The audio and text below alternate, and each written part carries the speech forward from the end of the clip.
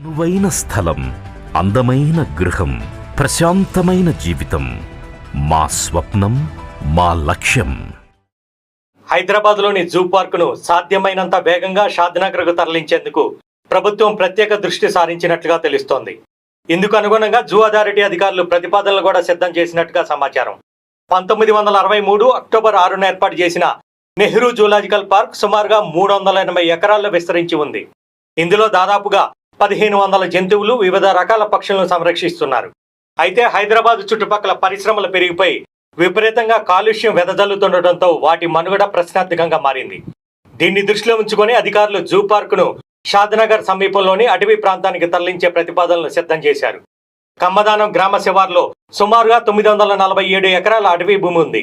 ఈ స్థలంలో జూ పార్కును ఏర్పాటు చేస్తే జంతువుల ఆరోగ్యంతో పాటుగా భద్రత విషయంలో ఎటువంటి లోటు ఉండదని భావిస్తున్నారు.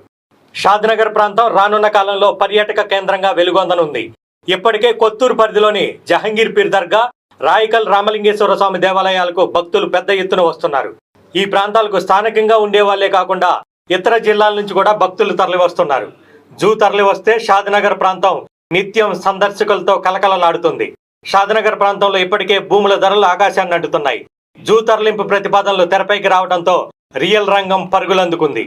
కమ్మదానం, బూర్గుల, తెమ్మాజిపల్లి, చిలకపల్లి, గంట్లవెల్లి, రాయికల్, చటాన్పల్లి, పాపిరెడ్డిగూడ, బాలనగర్ తదితర గ్రామాల చుట్టుపక్కల భూములకు మంచి ధరలు పలుకుతున్నాయి. ఇప్పటికే వ్యవసాయ భూములను కొనుగోలు చేసి ప్లాట్లుగా మార్చినవి గజం వేలల్లో పలుకుతున్నాయి.